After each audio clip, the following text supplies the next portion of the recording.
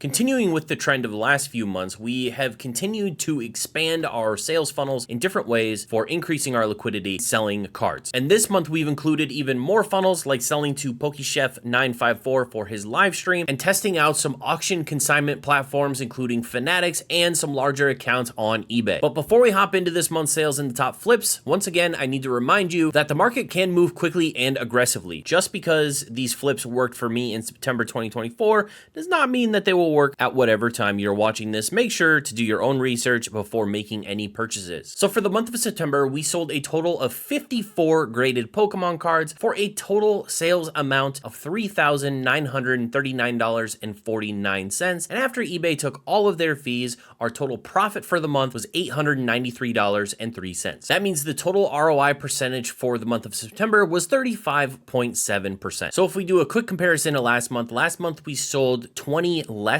cards, but we had a higher ROI percentage. But at the end of the day, because we sold 20 more cards, we actually did make a few $100s more this month in profit than we did last month. One of the things that really hurt this month's ROI percentage and profit was that I did a 20% off sale of all of my PSA 9s on my eBay account. A lot of you know that when you grade a lot of mid-era stuff, PSA 9s are tough to move and tough to move at a profit. So I decided that a bunch of those PSA 9s that have been sitting on my eBay for a while, slap a 20% off coupon on them and let them sell. But that means that there is a lot of red on my spreadsheet, negatives to the percentages, negatives to the profits, but I got to free up a lot of that capital that had been sitting around for a while to buy into new things. Enough of me rambling though, let's hop into the number 5 flip of the month. The number 5 flip is this PSA 10 Espeon and Deoxys Hyper Rare Rainbow GX from the 2019 set Tag Team GX All-Stars. You're going to see in this video a lot of the PSA populations are going to be very high in comparison to a lot of the other cards that we've sold in previous videos. That's because a lot of the stuff we sold was actually modern cards, and modern cards pops are astronomical in some cases. The population for this card in PSA 10 is 623. Tag team cards are extremely popular, and there's a lot of negativity surrounding especially the tag team era of rainbow cards. It seems to go the Sun and Moon era people really don't like, the Sword and Shield era people are more okay with, and then now that they've reintroduced them in the Scarlet Violet era,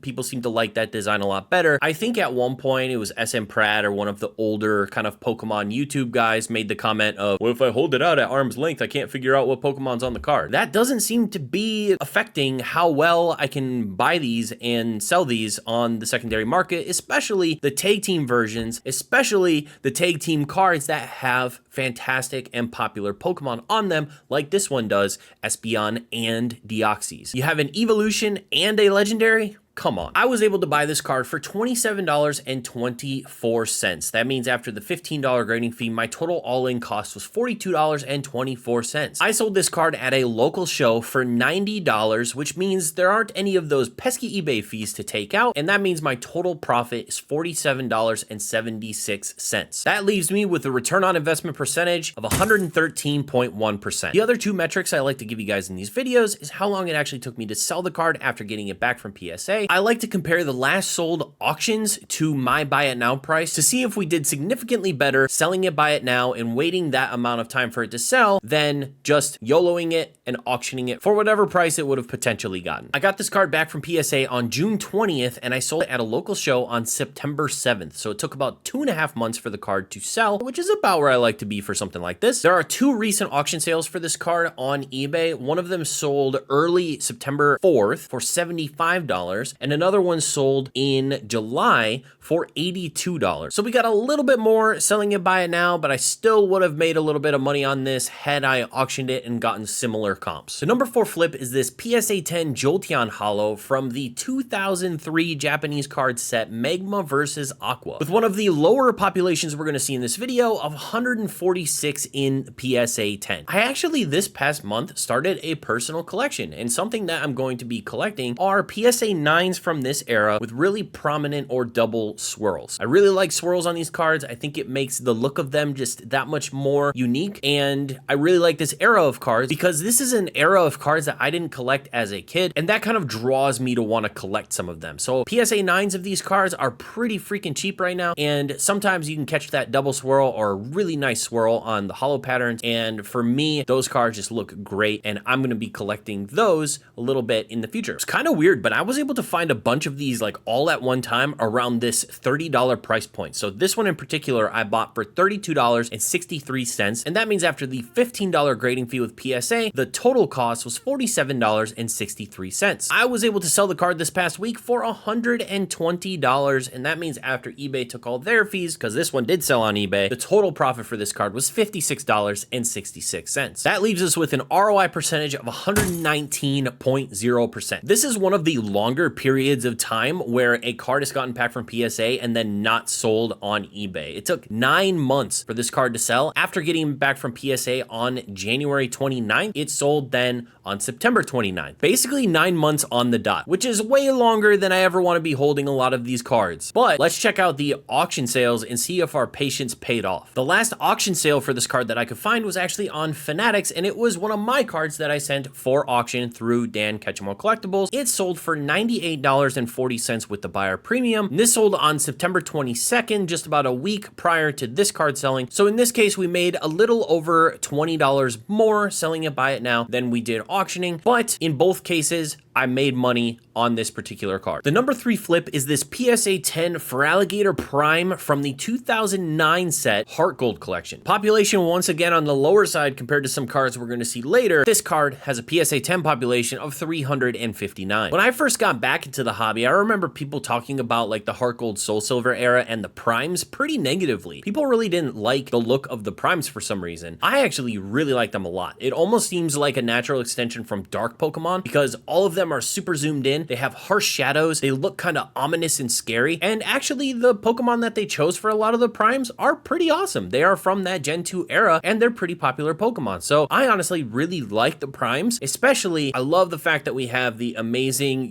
galaxy foil borders on them. I just think they look really beautiful. I was able to find a minty copy of this card for only $35.35, which means after the $15 grading fee, my total cost is $50.35. This is crazy to me, but a PSA 10 version of this card sells for $120.